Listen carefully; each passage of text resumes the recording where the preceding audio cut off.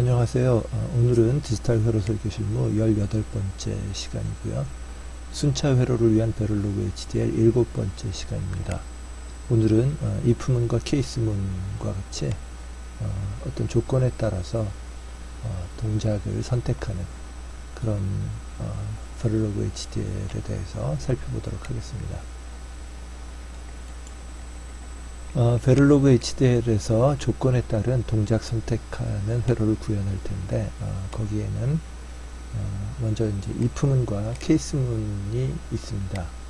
이제 두 가지가 비슷하게 어떤 그 회로 동작을 선택하기 위한 구문으로 사용이 되는데 비슷하기도 하지만 또 특징적으로 좀 다른 부분이 있습니다. 이에 대해서 한번 살펴보겠습니다. 먼저 if문은 어떤 조건에 대해서 참이냐 거짓이냐, true냐 false냐를 기준으로 해서 참일 때 선택, 거짓일 때 선택, 그래서 두 가지 중에 한 가지를 선택하기 위한 구문이 되겠습니다. 그 n대1 선택이 물론 가능하지만 첫 번째는 2대1 선택에서 한 가지가 선택이 되면 그 동작을 실행을 하고, 만일 거짓이라면 그 거짓에 대해서 else if 그래서 또다시 두 번째의 2대1 선택, 그래서 2대1 선택이 순차적으로 쭉 진행이 될 수가 있는 거예요.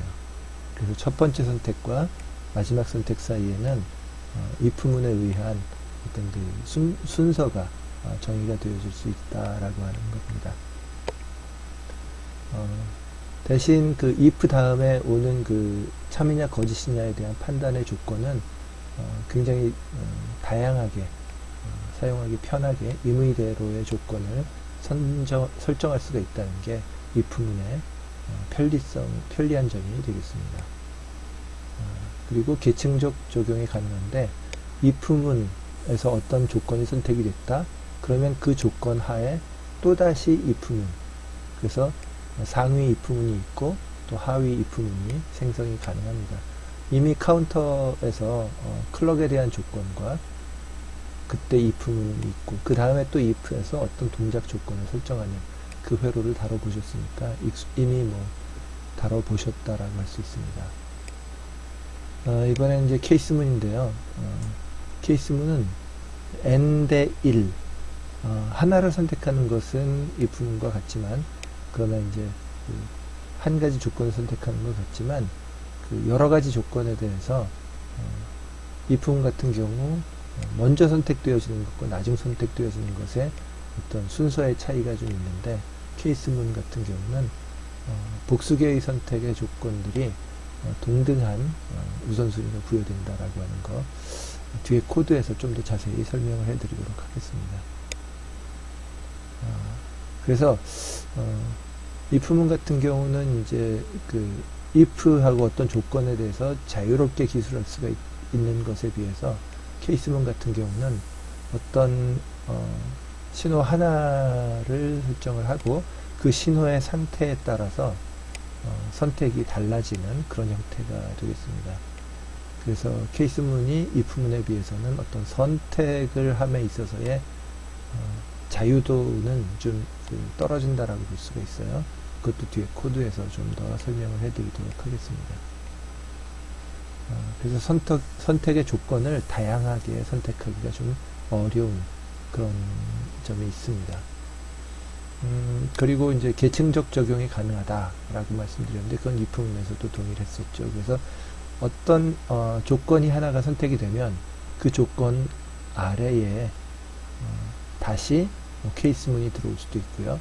그리고 그 조건 아래에 case문의 하층이 선택의 어떤 그 구간이지만 거기서는 또 if문이 와도 좋고요. 다양한 형태의 어떤 그런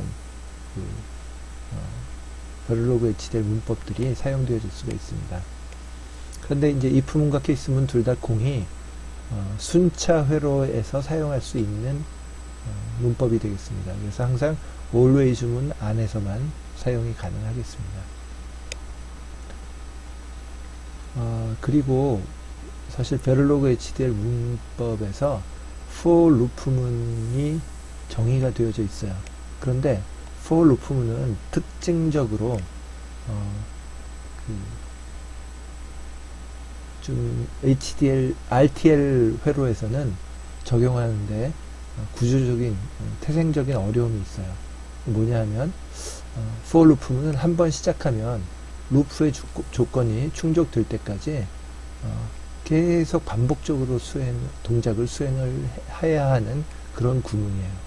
C코드 짜보신 분들은 아시겠지만, 그런데 문제는 RTL 레지스터 트랜스퍼 로직에서는 한 클락이 발생했을 때 한 클락 동작 범위 내에서 어떤 행동이 이루어지는 것이기 때문에 이 반복적으로 동작한다, 클럭이 발생하지 않아도 반복적으로 동작한다, 이것에 대한 RTL 레벨에서의 모델링은 사실은 거의 불가능하거든요. 그래서 여러분들이 뭐 잘 아시겠지만 그 C 코드는 클락과 무관하게 어떤 동작의 순서에 따라서 라인 바이 라인으로 이제 동작이 실행이 되죠. 그렇지만 엄밀하게 따지면 컴퓨터 같은 곳에서 CPU가 매 클락 발생할 때마다 한 스텝 한 스텝 한 스텝씩 그 동작을 제어하기 때문에 엄밀한 의미에서는 한 라인 한 라인 실행될 때마다 한 클락이 발생한다라고 볼 수가 있어요. 그런데 이 디지털 회로에서는 이렇게 그 조합 회로에서 순차적으로 그 루프가 반복되어지는 형태로 구성한다라는 것은 사실 불가능하죠. 그래서 클럭이 발생해야만 하나의 클럭 사이클 내에서의 동작에 대한 정의를 하는 게 RTL, 기본적인 베를로그 HDL이기 때문에 for 루프문은 클럭이 발생하지 않아도 반복 실행해야 한다라는 그런 한계 때문에 RTL하고는 적합하지 않은 문법이 되겠습니다. 그래서 회로 합성이 어렵고요. 그래서 시뮬레이션용으로만 제한적으로 사용해 왔었어요. 그런데 이제 요즘 들어서 그 RTL 레벨 신세시스가 아니라 비헤이비어럴 레벨 신세시스라고 해서 자일링스에서도 그 for 루프문에다가 클럭을 알아서 합성해주는 HLS라고 하는 하이 레벨 신세시스 기능이 지원이 되고는 있는데, 그것은 여러분들이 나중에 베를로그 HD를 충분히 익힌 다음에 더 높은 차원에서 접근하는 어떤 그런 높은 차원이라고 하기도 좀 뭐하고, 하여튼 그 툴이 좀 더 그 복잡한 상위적인 레벨에서의 어떤 그 설계를 하는데 사용되어지는 것이라고 말씀드릴 수가 있겠어요. 그래서 for 루프문은 문법 자체를 저는 이번 시간에는 소개를 해드리지 않도록 하겠습니다. 그리고 if문과 case문만 가지고도 RTL 회로, 디지털 회로 설계하는 데는 아무 어려움이 없고요. 오히려 for 루프문은 회로 설계하는데 어려움이 있다. 그래서 RTL 회로 설계할 때는 for 루프문은 사용하지 않도록 한다. 이거를 말씀드리겠습니다. 좀 설명이 길었죠. 그럼 if문과 case문에 대해서 블록 다이어그램을 먼저 살펴보겠습니다. 왼쪽에 보시는 것이 이제 if에 대한 4대1 선택인데, 먼저 D0를 선택할 것이냐 판단을 2대1로 하고요. 선택을 하고요. 그 다음에 D1을 선택할 것이냐, 또다시 첫 번째에 이어서 두 번째 2대1 선택이고요. D1도 아니다 그러면은 그 다음에 이제 D2를 선택할 거냐, D3를 선택할 거냐, 이런 식으로 4대1 선택이지만 먼저 선택되어지는 조건이 있고, 두 번째, 세 번째 이렇게 우선순위에 따라서 이렇게 그 분류가 된다라고 볼 수가 있습니다. 이에 비해서 케이스문은 네 가지에 대해서 D0가 선택되어지는 경우나 D3가 선택되어지는 경우나 순서적인 차이는 없어요.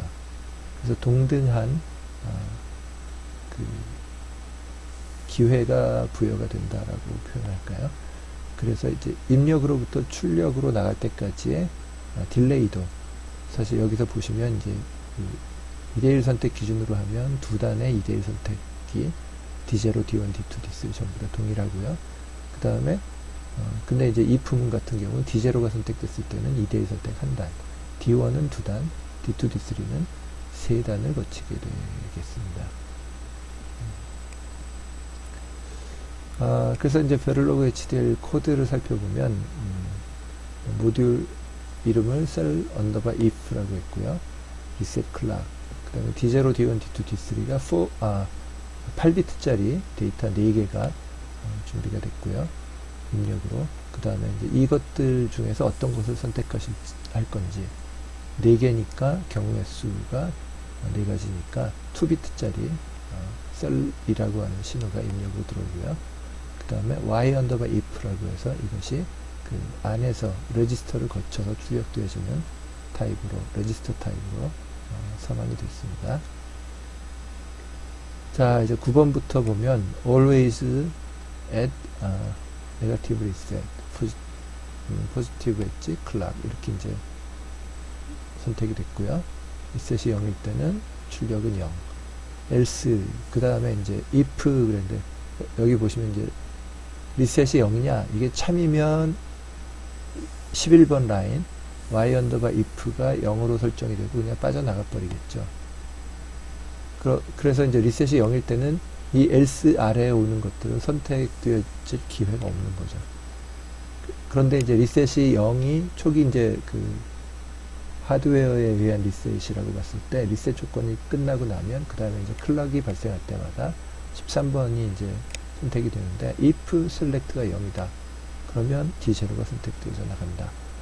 이 always문 안에서는 항상 라인 순서대로 해석이 된다라고 말씀을 드렸었어요. 그래서 13번이 먼저 해석이 되는데 만약 13번이 참이면 select가 0이면 D0가 선택이 되고 그 아래 것들은 해석이 되어지지 않고 그냥 빠져나가게 되겠습니다.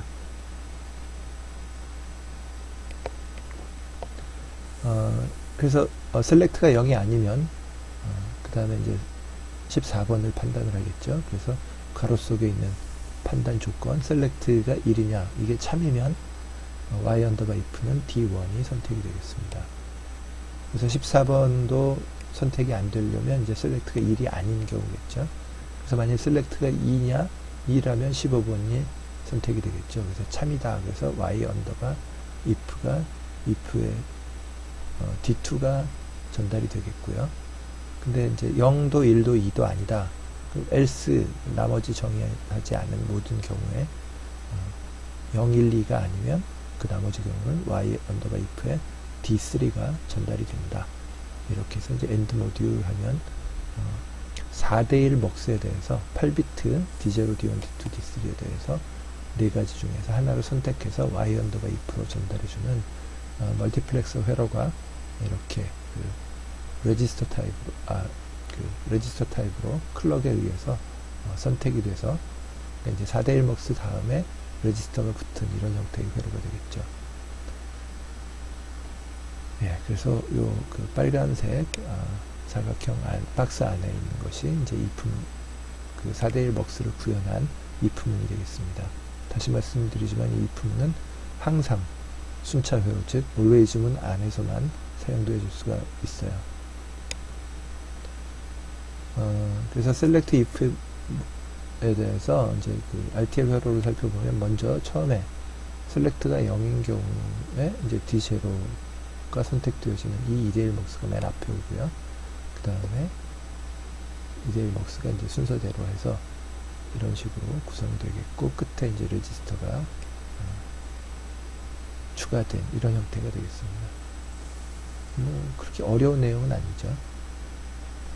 그 다음에 이제 살펴볼 게 이제 verilog HDL 코드, select 케이스에 대한 이제 verilog HDL 코드가 되겠는데요.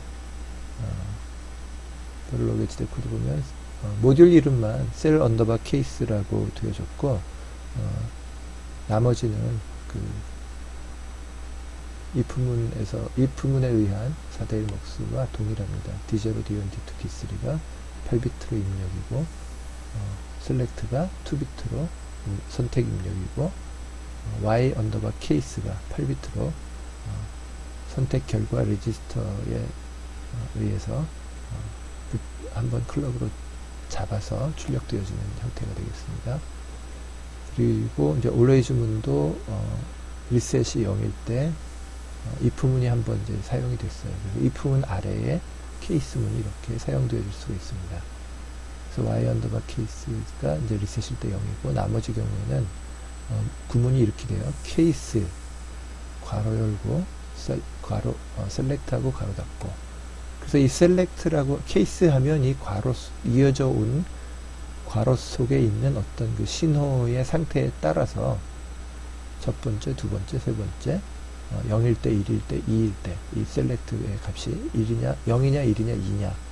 디폴트는 else 나머지 경우 처리한 if문에서 else하고 나머지 처리한 것처럼 0, 1, 2가 아닌 나머지 경우에 디폴트해서 y 언더바 케이스 이렇게. 그래서 앞에 선택되어지지 않은 나머지 모든 경우에 대해서 이 디폴트로 처리하면 디폴트에서 이 나머지 경우에 대한 처리를 다 하게 되겠습니다. 만일 D0, D1만 선택하고 16번이 없이 디폴트가 왔다. 그러면은 0, 1이 아닌 나머지 경우에는 그 디폴트를 처리하게 그렇게 되겠습니다. 그래서 뭐 이것도 뭐 약간 처음 보시는 거라서 생소하긴 하겠지만 케이스하고 괄호 열고 하나의 신호 선택에 사용할 하나의 신호 이름을 적어주고 가로 닫고 그 다음에 줄 바꾼 다음에 이것이 이제 10진수일 경우에는 이제 앞에는 2비트라고 하는 것에 대한 정의고요. 이 어포스트로피 그 다음에 D 이거는 10진수라는 거고요. D 그 다음에 0 10진수로 0일 때 그 다음에 콜론이 옵니다. 세미콜론이 아니고 콜론이에요. 콜론 다음에 y 언더바 케이스에 D0를 할당하는 이 구문이 들어가고 세미콜론 하면 이제 그 D0 선택에 대한 문장이 끝나고요. 그 다음에 이제 그 셀렉트가 1일 때에 대한 구문이 이렇게 옵니다. 아시는 것처럼 2비트에 여기다가 B라고 쓰면 바이너리이기 때문에 2디지트에 두 자리의 그 바이너리 값을 써주면 되고요. H라고 하면 헥사 값으로 이렇게 올 수가 있겠죠. 자, 그래서 이제 그 케이스 문이 이렇게 이제 if 문 아래 계층 구조로 if 문 아래 케이스가 있고요. 근데 여기서는 그냥 D가 0일 때 하나의 구문만 있었지만 D가 0일 때 줄 바꿔서 여기다 다시 if 문하고 D0 셀렉트가 0일 때 그런 조건일 때 if 문하고 어떤 또 조건문이 올 수도 있습니다. 그래서 이 케이스 문은 여러분들이 그 스테이트 머신이라고 하는 그 디지털 회로에 있어서 특정한 형태를 스테이트 머신이라고 하는데 어떤 레지스터의 상태를 천이시키면서 스테이트가 바뀔 때 어떤 동작을 시킬 것이냐 그런 어떤 스테이트 머신을 설계할 때 케이스 문을 사용하시면 상당히 유용하게 회로를 구성하실 수가 있어요. 자, 그래서 이제 케이스 문에 대한 RTL 회로를 살펴보겠는데 앞에 4대1 먹스가 직접 이렇게 왔어요. 그래서 이 중에 어느 것이 선택되든 한 단의 딜레이만 거친다 라는 형태로 이렇게 해서 레지스터가 이렇게 구성이 돼서 8비트 레지스터 다음에 출력이 나오겠습니다. 그런데 이것을 신세시스를 하면 if문과 케이스문 이 정도의 회로에 있어서 어떤 차이가 있을까요? 예, if문과 케이스문에 대한 신세시스 결과를 살펴보면 먼저 셀렉트 if문 슬라이스 룩업 테이블이 9개가 사용됐고요.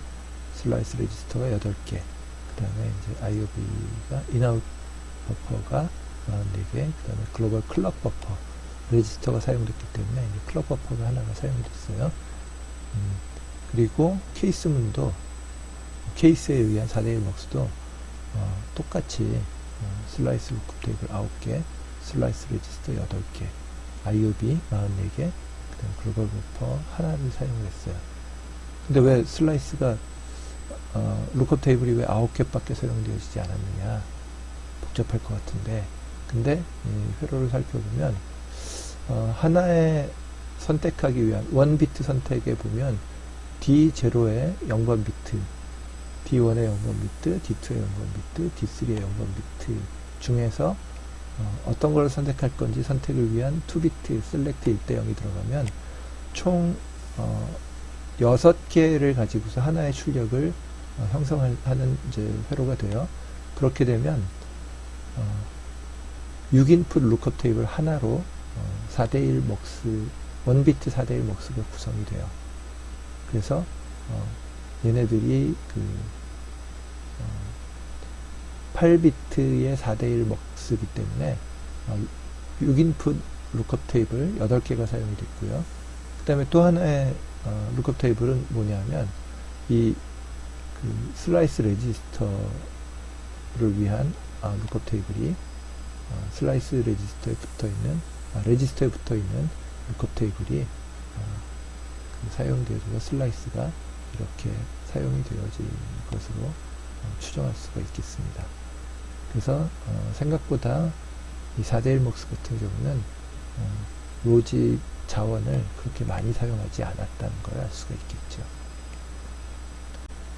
예, 이제 18강 마무리하도록 하겠습니다.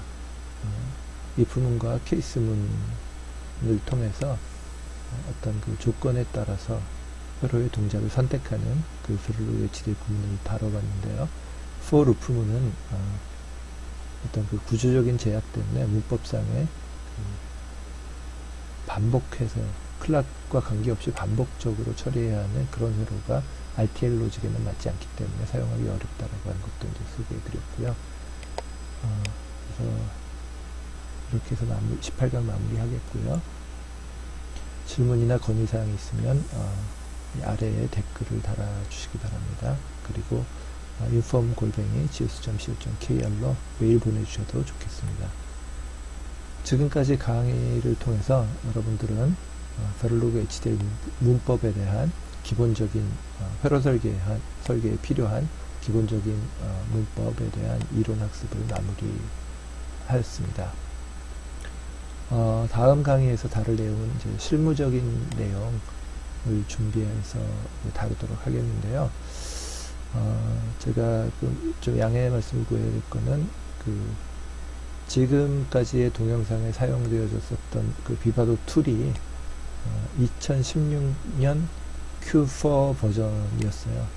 그래서 이제 오늘 녹화하는 날이 이제 2020년이기 때문에 그 사이에 비바도 툴이 업그레이드가 많이 됐습니다. 그래서 제가 썼던 책 디지털 회로 설계 실무 2019.2 버전이 현재 비바도 가장 최신 버전인데 그것에 맞게 좀 책의 내용을 수정을 하고 업데이트를 해야 돼요. 그래서 그걸 준비하느라고 그 디지털 회로 설계 실무 이 동영상 강의는 다음 강의는 그 책에 대한 업그레이드가 마무리되고 나서 그 이후에 다시 한번 실무적인 내용을 준비해서 찾아뵙도록 하겠습니다. 대략 한 2020년 3월 정도까지 한 2달 정도는 좀 강의를 좀 방학이라고 생각하시고 지금까지 학습하셨던 내용 좀 반복적으로 복습하시면서 충실하게 익혀보시기 바랍니다. 예, 수고하셨습니다.